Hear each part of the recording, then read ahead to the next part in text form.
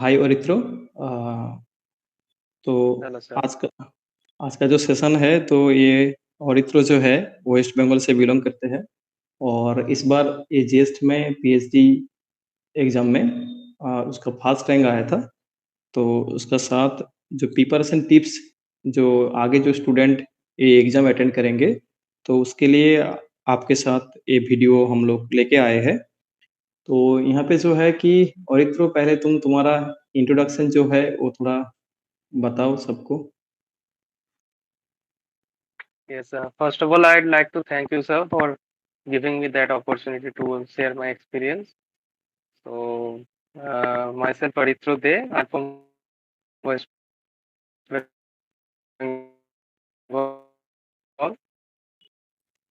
and I've done my bachelor's from University of Bardoli in West Bengal and master degree from Banaras Hindu University, okay. PH.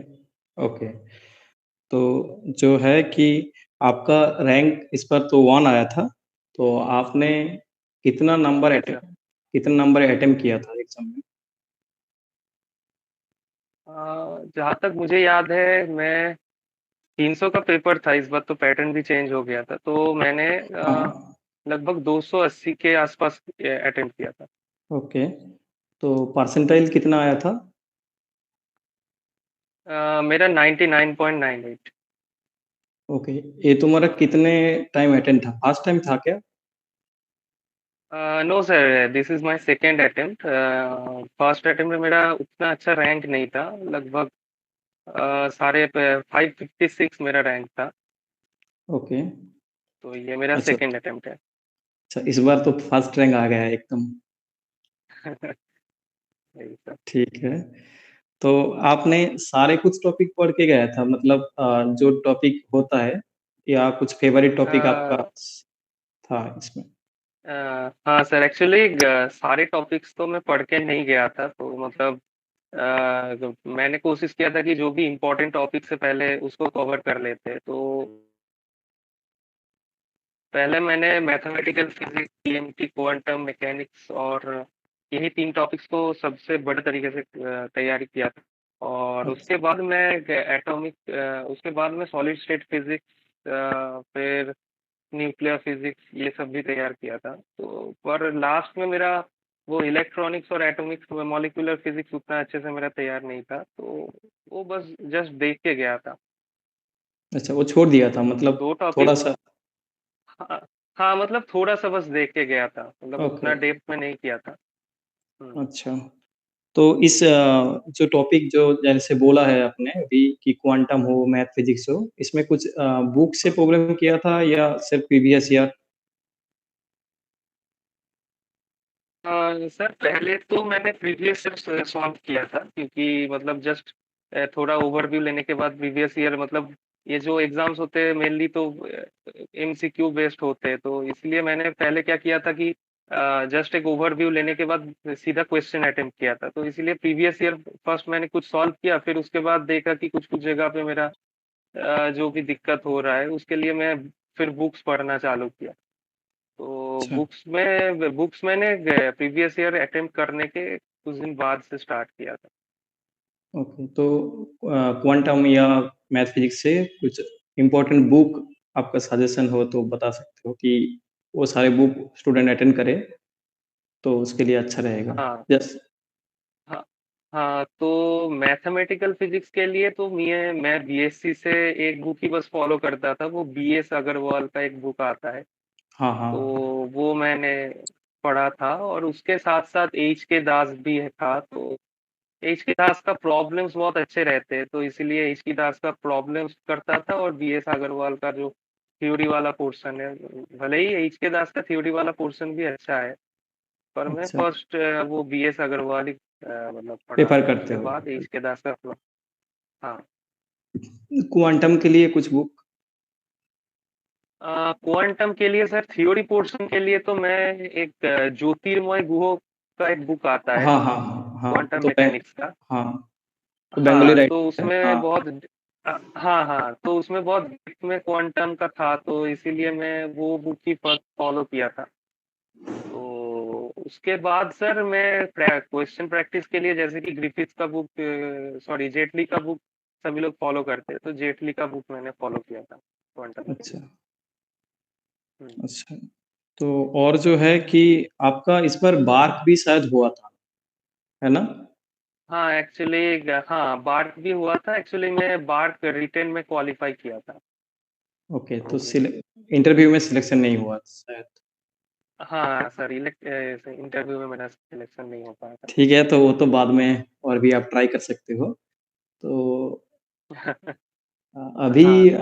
आपका ये जो bark का selection हुआ था, ये gate के स्कोर से या मतलब बार्क एग्जाम के पर्पस आया था? नहीं सर, एक्चुअली गेट के स्कोर से मेरा सिलेक्शन नहीं हुआ था। मतलब उतना अच्छा रैंक नहीं था, इसीलिए मैं गेट के स्कोर के बेसिस पे सिलेक्ट नहीं हो पाया था। तो मैं इसीलिए ऑनलाइन जो रिटेन टेस्ट होता है बार का, तो वो अटेम्प्ट किया था और उसी के बेसिस पे मेरा सिलेक्शन हुआ था ठीक है, तो इंटरव्यू के लिए। वो भी नेक्स्ट टाइम शायद हो जाए, ठीक है? तो आप अभी कहाँ पे सिलेक्शन हुआ है? मतलब इंटरव्यू तो बहुत सारे आपका कॉल आया था शायद। हाँ, हाँ मतलब मैं तो 5-6 जगह पे इंटरव्यू दिया था, उसमें से मेरा 3 जगह पे सिलेक्शन हुआ है अच्छा, फिलहाल। तो कहाँ पे एडमिशन लेने के लिए सोच रहे हो? तो सर मैं तो अभी JNCSR बेंगलोर में एडमिशन लेने के लिए सोच रहा हूँ, और मेरा इसके साथ आइजर पुणे और साहा इंस्टीट्यूट कोलकाता में भी सिलेक्शन हुआ है। अच्छा, अच्छा। और कुछ इंटरव्यू देंगे या और कुछ नहीं देंगे? अ, नहीं सर, अभी तो और कुछ इंटरव्यू नहीं लेने का कोई प्लान नहीं है। ओके। और आपका जो ये जो देखो कि कॉम्पिटिटिव एग्ज़ाम के लिए पहला जो होता है कि मेथड अच्छा होना चाहिए, ठीक है? कि प्रिपरेशन मेथड कैसे हो। जी सर। तो ये जी सर। जो आगे जो स्टूडेंट अटेंड करेंगे या अभी जो स्टार्ट कर रहा है, तो उसके लिए कुछ स्टडी और प्रिपरेशन मेथड से पहले टेक्स्ट बुक को पढ़ना है या कैसे पढ़ना चाहिए, तो वो थोड़ा डिस्कस करो तो अच्छा रहेगा। क्योंकि देखो कि प्रिपरेशन मेथड ही सारे कुछ डिपेंड करता है कि एग्ज़ाम सिलेक्शन होगा कि नहीं। बहुत ज़्यादा पढ़ना जी सर। नहीं है, तो वो हम्म। थोड़ा बताओ कि कैसे तुम्हारा प्रिपरेशन मेथड था? हाँ एक्चुअली सर, मेरा जो प्रिपरेशन था वो BSc से ही स्टार्ट हो चुका था। मतलब BSc के स्टार्टिंग से ही मैं जो भी वो आपको जो भी मैंने बुक्स बताया, तो वो सारे बुक्स पढ़ पढ़ के मैं कुछ नोट्स अपने से बनाता था। तो उन सब नोट्स को मतलब देख लिया था कि नेट का सिलेबस क्या क्या है, कि कौन कौन सा टॉपिक्स मतलब BSc के सिलेबस ओरिएंटेड है। तो उन सब टॉपिक्स का एक मतलब जिस तरीके से नोट्स बनाना चाहिए, मतलब छोटा छोटा करके जो भी इम्पोर्टेंट कॉन्सेप्ट्स था उन सबको नोट डाउन करता गया। तो उसका थॉरो नोटबुक मेरे पास था, मतलब BSc के अंत में। फिर उसके बाद सर जब MSc मेरा स्टार्ट हुआ, फिर कुछ एडवांस टॉपिक जो कि मतलब नेट में आता है MSc से, तो वो सारे टॉपिक्स का मैं उसका भी नोट्स बनाया। मतलब क्लास क्लास के टाइम भी सर लोग पढ़ाते थे, उन सब से नोट्स बनाता था। फिर उसके बाद बुक पढ़ के थोड़ा सा मतलब उसका जो भी मतलब एक्स्ट्रा चीजें हैं, तो उन सब का नोट्स बनाता गया। फिर उसके बाद यही सब नोट्स ही बना के मतलब प्रिपेयर करता रहा था सर। तो ऐसे ही तो करके था मेरा सब। तो फिर ये है ना कि क्लास नोट है कि या आपने उसको भी कुछ मॉडिफाइड करके कुछ उसमें ऐड करते थे? हाँ एक्चुअली सर, क्लास नोट्स ही था, और उसके साथ एडिशन मतलब कि जो भी मैं बुक्स पढ़ता था, तो वो सब बुक से मैं जो भी चीजें करता था कि ये रिलेवेंट है इसके मुताबिक, तो वही सब चीजें मैं उसके साथ ऐड करता जाता था। तो मतलब एक कॉम्पैक्ट फॉर्म में एक नोट्स बन गया था मेरा। तो वही सब नोट्स था। तो पहला जो है कि प्रिपरेशन टिप ऐसा होना चाहिए तो कि पहले बुक पढ़ के कॉन्सेप्ट क्लियर करना है, हाँ सर, जी सर, बेसिक। वो सबसे पहले करना होगा। ओके, तो एक टॉपिक से एक बुक ही पढ़ना है क्योंकि बहुत ज़्यादा हाँ बुक पढ़ेंगे तो उसमें बहुत टाइम ज्यादा, लगेगा। हाँ सर, मतलब एक्चुअली क्या होता है कि मतलब शुरू में एक बेसिक बुक ही पढ़ना चाहिए। जैसे कि मतलब मैं आपको बताया जैसे शुरू में कि मैं प्रीवियस ईयर पहले करता था, तो मैं क्या करता था कि शुरू में एक जस्ट बुक को जस्ट पढ़ा, मतलब एक ओवरव्यू लिया, उसके बाद क्वेश्चंस को पहले देखा। मतलब भले ही मेरे से क्वेश्चंस सब नहीं होते थे, तो प्रीवियस ईयर हाँ, के हाँ। क्वेश्चंस भी बहुत बहुत कठिन सा क्वेश्चंस रहते थे, मतलब एक जस्ट बीएससी का स्टार्टिंग था, तो मतलब उतना अच्छे से कर भी नहीं पाता था, तो मतलब जस्ट ओवरव्यू लेके कैसे क्वेश्चंस आते तो एक आइडिया आ गया। फिर उसके बाद उसके मुताबिक जो भी मतलब क्वेश्चंस में देखा ये थ्योरी पोर्शन से क्वेश्चंस आ रहे, तो उन सबको बुक से मतलब पढ़ पढ़ के फिर उसको नोट्स बना लिया। तो कुछ न्यू प्रॉब्लम कुछ कैसे करे स्टूडेंट, क्योंकि न्यू प्रॉब्लम करना बहुत ज़रूरी होता है, सिर्फ प्रीवियस ईयर का प्रॉब्लम तो नहीं करना, है ना? हम्म। कि वो हाँ आपने सर। कहाँ से किया था कि न्यू प्रॉब्लम? हाँ, न्यू प्रॉब्लम्स के लिए तो सर एक्चुअली मतलब लीम सीरीज का एक बुक आता है, तो उसका मतलब उसका क्वेश्चंस बहुत ही टफ रहते हैं, पर हाँ, थोड़ा हाँ। बहुत मतलब मैं किया था, मतलब उतना भी कुछ कर नहीं पाया था, पर कुछ कुछ ऐसे प्रॉब्लम्स थे जो कि मतलब लग रहा था कि कोई एग्जाम्स में आ सकते हैं, तो लीम series is a better option sir. Okay. और मॉक टेस्ट देना कैसा ज़रूरी ज़रूरी है कि एग्ज़ाम क्रैक करने के लिए? मैं जो बार-बार बोलता हूँ कि स्टूडेंट को कि मॉक टेस्ट तो देना चाहिए, कोई भी एग्ज़ाम सिलेक्शन होने के जी लिए। सर, जी सर, एक्चुअली मॉक टेस्ट तो बहुत मतलब देना तो चाहिए बिल्कुल, क्योंकि मॉक टेस्ट नहीं देंगे तो मतलब एक क्वेश्चन करने के बाद भी वो टाइम मैनेजमेंट वाला पार्ट जो होता है ना एग्जाम में, तो वो नहीं हो पाता मॉक टेस्ट के बिना। तो ओके। और उसी टाइम में मतलब कितने क्वेश्चंस अटेम्प्ट कर पाते हैं, तो उसका भी एक आइडिया लग जाता है। और मतलब मॉक टेस्ट से वैराइटीज ऑफ क्वेश्चंस भी मिलते हैं, तो मॉक टेस्ट देना तो सर जरूरी है। मैं दिया भी था मॉक टेस्ट, मतलब एग्जाम से पहले कुछ। अच्छा, उसमें नंबर कैसे आ रहा था? मतलब 100 में से? हाँ, 100 में से तो सर मतलब नंबर वही 60 to 65% मेरा आता था सर। ओके। और लास्ट लास्ट जाते जाते वो मतलब 70 to 75% हो गया था, मतलब शुरू में ऐसा आ रहा था। ओके, तो तुम्हारा ये जो प्रिपरेशन था, ये तो नेट के प्रिपरेशन से हो गया था ना? कि नेट प्रिपरेशन ले रहे थे, हाँ तो सर। उसके साथ ये हो गया, हाँ सर। ठीक है? हाँ। बार्क भी हो गया था, गेट भी हो गया, ठीक है? तो हम्म। अभी जो है कि जो है कि देखो कि स्टूडेंट का जो दिक्कतें होता है कि कितने टाइम पढ़े, ठीक है? और कैसे टाइम मैनेजमेंट हम्म। करे, क्योंकि अभी जो स्टूडेंट ये प्रिपरेशन कर रहा है, तो उसका जो बहुत हम्म। दिक्कतें होती है कि टाइम मैनेजमेंट कैसे करे? यूनिवर्सिटी या आईआईटी रहता है हम्म। या बीएससी का स्टूडेंट जो है, उसके लिए तो कॉलेज का भी जो प्रेशर थोड़ा रहता है, तो टाइम मैनेजमेंट जी। आपने कैसे किया था?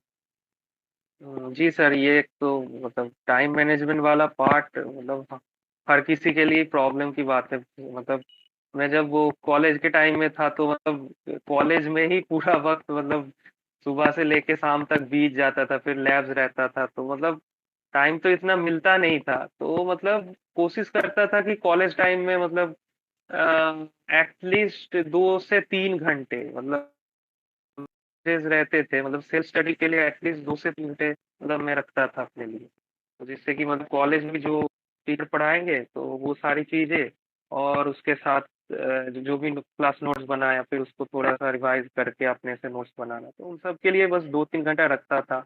तो डेली का डेली मतलब ऐसे कर लेता था, फिर उसके बाद सर वीकेंड्स में थोड़ा सा टाइम मिल जाता था ज्यादा, तो उस समय क्या करता था, जो भी मतलब एक हफ्ते का पढ़ा फिर उसको मतलब रिवाइज करता था, और भी कुछ अगर एडिशन करना होगा तो उसी समय करता था, तो ऐसे कर करके बीएससी के समय भी किया, सिमिलरली एमएससी के समय भी तब भी ऐसे ही किया था। फिर उसके बाद मतलब ऐसे ऐसे होता रहा। ओके। तो अरित्रो लास्ट जो पूछना था कि जो स्टूडेंट अपकमिंग एग्जाम के लिए अटेंड कर रहा है, इस बार जेस्ट हो या टीआईएफआर या हम्म। जैम, नेट गेट जो भी एग्जाम हो कॉम्पिटिटिव फिजिक्स का हम्म। या बार्क हो, तो आपका जो हम्म। सजेशन है उसके लिए क्या रहेगा? कि आपका जो ये एग्जाम के लिए जो सजेशन क्या-क्या होना चाहिए? हाँ तो सर मतलब पहले तो मतलब एक स्टूडेंट अगर पूरा स्क्रैच से स्टार्ट करना चाहता है, तो मतलब शुरू में बेसिक्स तो उसको क्लियर करना पड़ेगा, और क्लास नोट्स है मतलब मैं जैसे वो प्रिपेयर किया था क्लास नोट्स को, तो उसको मतलब रिवाइज करते जाना और खुद से बना के उसके बाद फिर पीवाई क्यूज जो भी है, तो पीवाई क्यूज जैसे कि जेएस नेट गेट टीआईएफ पर सबका पीवाई क्यूज पहले मतलब पूरा एक टॉपिक तैयार हो जाने के बाद पीआईक्यूज कर लेना होगा। फिर उसके बाद सर जो mock test most vital part, तो मॉक टेस्ट को तो अटेम्प्ट करना ही पड़ेगा क्योंकि वो टाइम मैनेजमेंट वाला पार्ट उसके बिना नहीं हो पाएगा। फिर उसके बाद जो भी मॉक टेस्ट दिया, क्योंकि शुरू शुरू में क्या होता है कि मार्क्स बहुत गंदे आते हैं, तो मार्क्स गंदे आने के कारण ऐसे मतलब डिप्रेस्ड होने का कोई जरूरत नहीं, क्योंकि मेरा भी जब शुरू शुरू में मार्क्स बहुत गंदे आते थे, तो फिर उसके बाद मैं क्या करता था कि जो भी क्वेश्चंस में गलती हुआ तो उसके बाद मॉक क्वेश्चंस रहते थे कि मतलब सोच के कर नहीं सकते, तो उन सब क्वेश्चंस को थोड़ा छोड़ देना है। तो उसके बाद फिर जो भी न्यू प्रॉब्लम्स रहते हैं, तो न्यू प्रॉब्लम्स को करना होगा, क्योंकि कुछ कुछ प्रॉब्लम्स नेट का जो क्वेश्चन पैटर्न्स, मतलब पहले जैसे क्वेश्चंस आते थे अब तो वैसे क्वेश्चंस आते भी नहीं है, तो मतलब हाँ, हाँ, प्रीवियस हाँ। ईयर ही सिर्फ सफिशिएंट नहीं है, मॉक टेस्ट भी सफिशिएंट नहीं है, तो उसके साथ कुछ नए प्रॉब्लम्स, मतलब कोई टेक्स्ट बुक मिला तो एक स्टूडेंट को ध्यान में रखना चाहिए कि सिर्फ मतलब एंट्रेंस के लिए नहीं, इंटरव्यू के लिए भी उसके साथ साथ पढ़ना होगा, क्योंकि जो भी एग्जाम क्वालिफाई होगा उसके ठीक 1 या 1.5 महीने बाद ही जस्ट हाँ, इंटरव्यू स्टार्ट हाँ। हो जाएगा, तो हाँ, पहले से अगर कॉन्सेप्ट क्लियर नहीं रहेगा तो हाँ, इंटरव्यू के लिए टाइम बहुत दिक्कत होगा हाँ, फिर मतलब। हाँ, टाइम नहीं मिलेगा। हाँ मतलब फिर टाइम नहीं मिलेगा और कुछ फायदा भी नहीं रहेगा क्वालिफाई करने के बाद, क्योंकि अगर हाँ, एडमिशन नहीं मिलेगा तो फायदा ही क्या रहेगा। हाँ, हाँ। और उसके साथ साथ अगर मतलब एक स्टूडेंट तैयारी कर रहा है तो मतलब टाइम को मैनेज करना होगा, क्योंकि हमारा जो रहता था कि मतलब कॉलेज में भी मतलब बहुत अच्छा खासा टाइम चला जाता था, तो मतलब 2 से 3 घंटा अगर खुद के लिए रहेगा तो उसी टाइम में बस 2 से 3 घंटा ही पढ़ना सफिशियंट रहेगा, अगर कोई कंसिस्टेंसी डे बाय डे उसी चीज को पढ़ता रहेगा, मतलब कोई लैग के बिना, तो 2 से 3 घंटे का प्रिपरेशन सफिशियंट है, और वीकेंड्स में तो पूरा टाइम मिल जाएगा उसको रिवाइज करके अच्छे से तैयारी करने के लिए। तो मतलब ये बाकी है तो कि हाँ, तो मतलब ये है कि डेली पढ़ना है, हाँ, ठीक है? बाकी तो सर तो है ही तुम लोगों के साथ, तो फिर तुम लोग जो भी दिक्कत होगा सर से पूछना, बहुत फ्रेंडली है सर, तो बस ऐसे ही तुम लोग तैयारी करते रहो। विश यू गुड हाँ, luck. Thank you sir. Okay Aritro, तो अभी इतना ही, तो कुछ इंटरव्यू सेशन हम लोग मिलेंगे, टाइम हो तो नेक्स्ट टाइम तो ऑल द बेस्ट, आपका बहुत अच्छा एक रिजल्ट आया है, तो और भी आगे भी बहुत अच्छे कुछ करो, ठीक है? तो अभी इतना ही।